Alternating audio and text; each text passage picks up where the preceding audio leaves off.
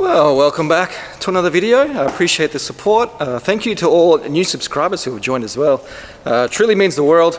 Now, this week was a bit of a big week. I spent some time down in Sydney at a community event for Turo, where we got to celebrate the Turo community. I got to meet the CEO of Turo. I got to meet a bunch of hosts, about 150 odd people there. Through Sydney, some people from Gold Coast, Brisbane, quite a broad range of people with broad range of experience. And I also had the pleasure of going through the Turo head office, meeting all the Turo head office staff, which was truly incredible. It's such a great environment there, very supportive. And today's video, I want to do a bit of a reflection on a Q&A panel. So I actually got to speak on the stage with a few others and got to share my experience as a Turo host. And a few questions came up that I just want to sort of double down on and go through today, and hopefully deep dive and answer a few more questions that you might have about Turo and joining the Turo car hire experience.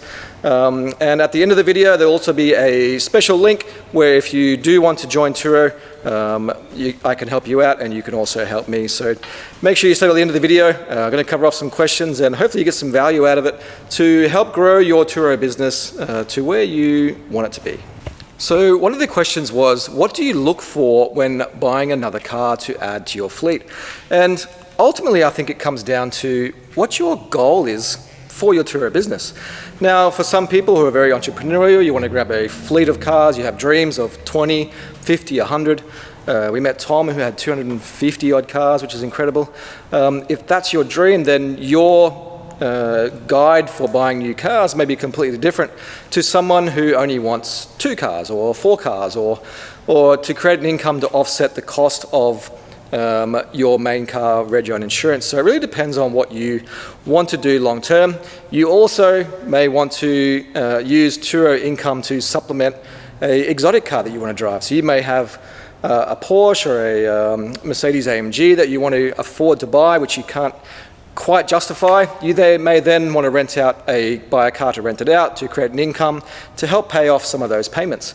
So it really depends on what you want to do long term. So for me, in the early days of my Turo journey, what I looked for was I wanted to get a broad range of cars to really optimize and see exactly what my customers wanted. So for me, I bought some 7-seaters, some dual cab utes, some small cars, some small SUVs, and I got pretty much 1 or 2 of each across the entire range of available cars. And what that did for me was then allow me to see exactly what worked, because otherwise you're just throwing darts. So once I found what worked, which for me is 7-seaters, what I did then is I replicate what works. Because for me, I want to grow a substantial business. To me, which is, I'm at 14 cars now, I want to get to 25 pretty soon, and then look to get to 50 as an annual target. Now to do that, I can't do that if I'm getting cars that aren't rented, that aren't making money. So ultimately as a business, you need income producing assets. Your assets can't be sitting around doing nothing. So it's essential that you buy cars that are going to perform, and there's no point guessing, just replicate what works. So for me, 7-seaters work, so what I'll do, I'll just get more 7-seaters.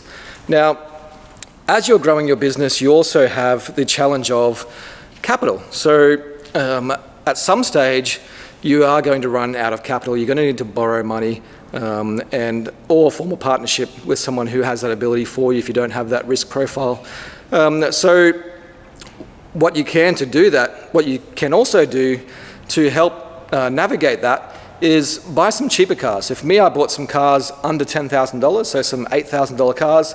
Those cars produce cash flow, which then takes some pressure off getting a loan for a big monthly payment. You don't have to be so scared because you've got 4 or 5 cheaper cars producing income for you, and that can generate enough to offset the cost of those loans as well. So look, it really depends on what you want to do long term, what your Turo business is.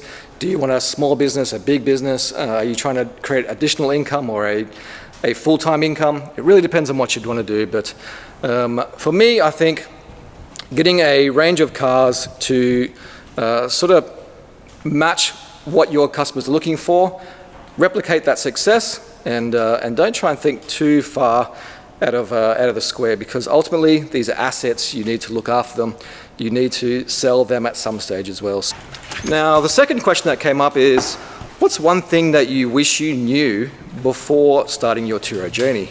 Now, for me, because I have a full-time business which takes up 60, 80 hours of my time a week, I have 4 kids, I have quite a bit going on, and for me, not that I assumed that it wouldn't take a lot of work, because my background is work. I love working. Working is my hobby, and building businesses is one of my great strengths and great joys in life, if I'm being honest.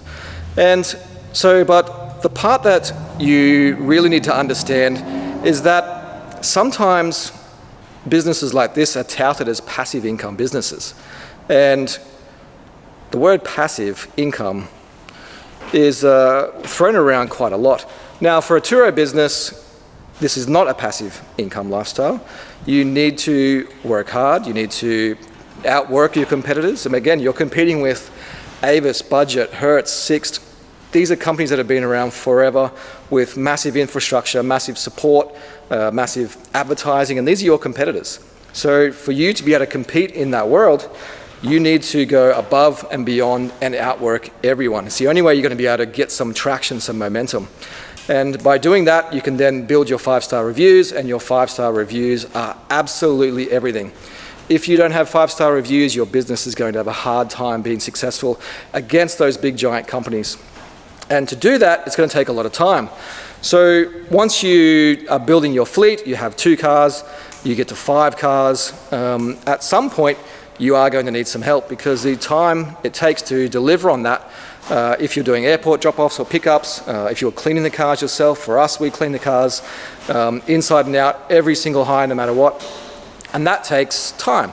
So for us at 14 cars, I'm really at that point now where I've almost maxed out my capability when it comes to the time required to get that work done. So if there's one thing I want you to understand, is that this is truly not a passive opportunity. There is a lot of work involved. It takes a lot of work, just like any business. And I think it's very naive of anyone to think that any business requires passive work, because if you want to be in the 1% of Turo, then you have to be working as hard as the 1%. And that's like any business or sport. You can't be LeBron James and put the effort in of number 200. These guys are champions. Successful businesses are successful for a certain reason, and that is because they outwork everyone. So for me, I think it's a reminder that if you have dreams to have a successful large Turo fleet, then you are going to have to put the work in. We operate 24 hours a day, 7 days a week. Even today is Australia Day. I've already had 2 pickups. I've got 2 more coming at 11. I've got 1 at 2, 1 at 7, 1 at 9 tonight. So yes, I could choose to not work those days, but my competitors are choosing not to. So I'm going to outwork my competitors. That's the only advantage I have, is to outwork everyone. So I just want to really harp on that a little bit and make sure that you're aware that you're not going to be sitting in your mansion overlooking the Sydney Harbour while all this money just pours in. You're going to have to put the hours in to be successful.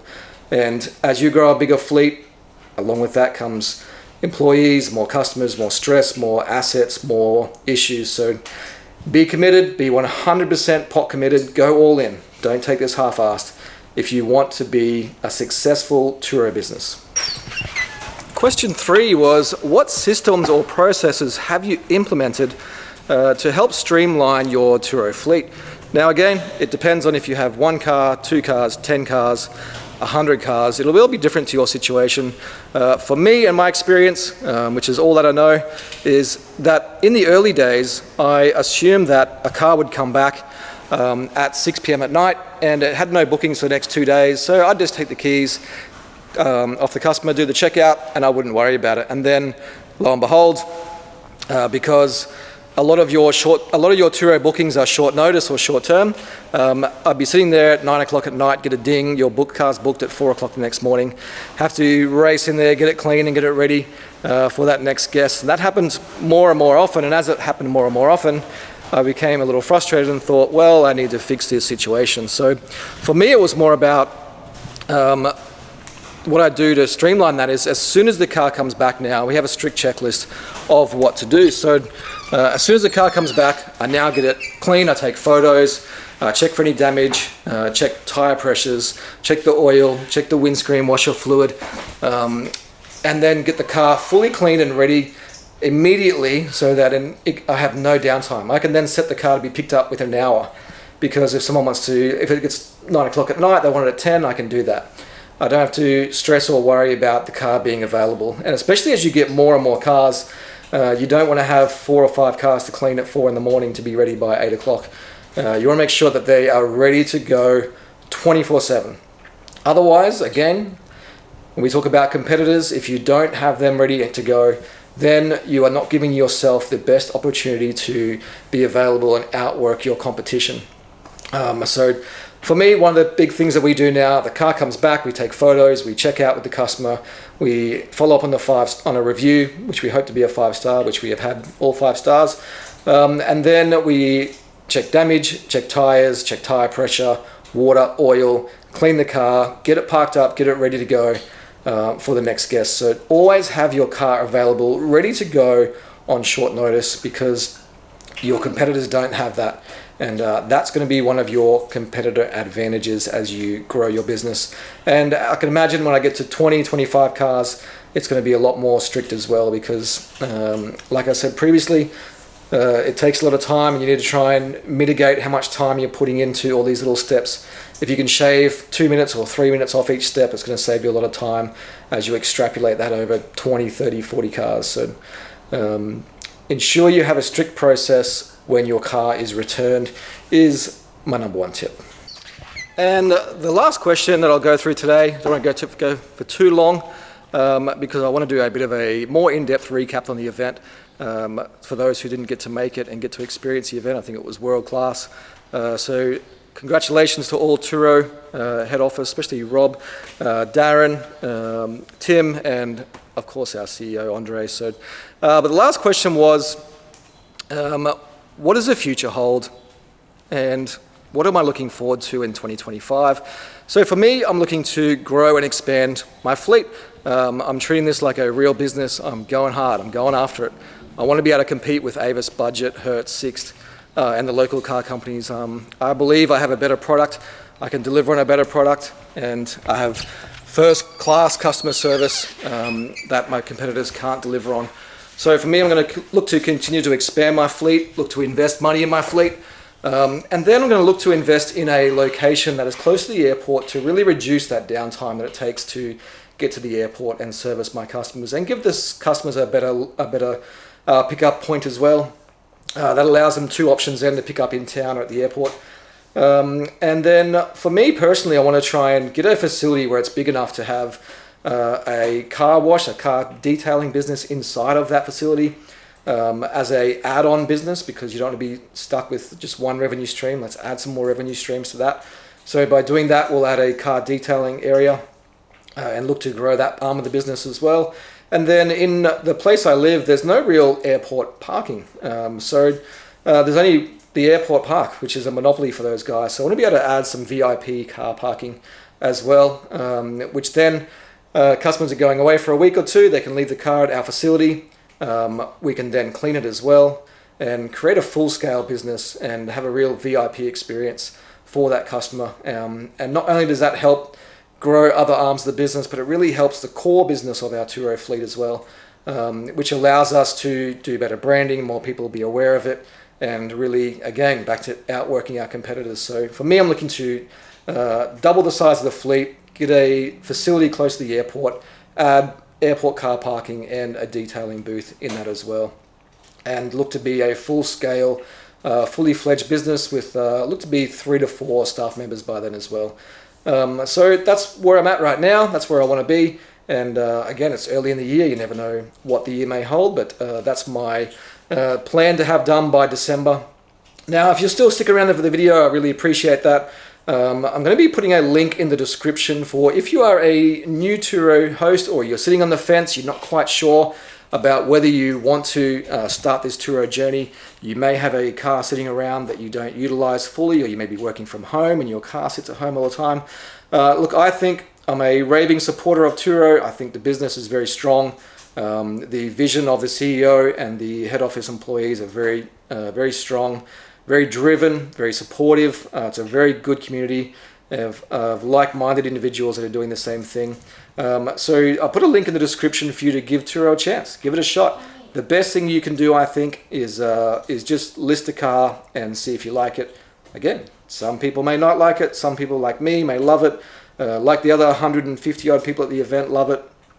You too, maybe one of us, or you too, maybe a 40, 50 car Turo host and be talking at the next event as well. So you really don't know what the future holds. The only thing I can recommend is to give it a go, because you never know unless you try. It's like asking your kids if they like oysters. Most of the kids say no, but they've never actually tried an oyster. So you never actually know if you like it until you try it. Give it a go. You may love it. I love it. A lot of other people love it.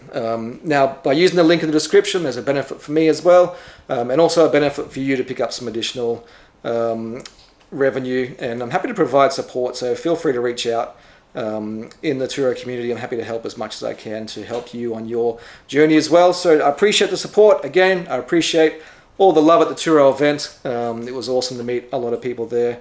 And big shout out to Rob especially, and to Darren for being so kind and showing me around the Turo facility and around Sydney Harbour as well. It was pretty cool.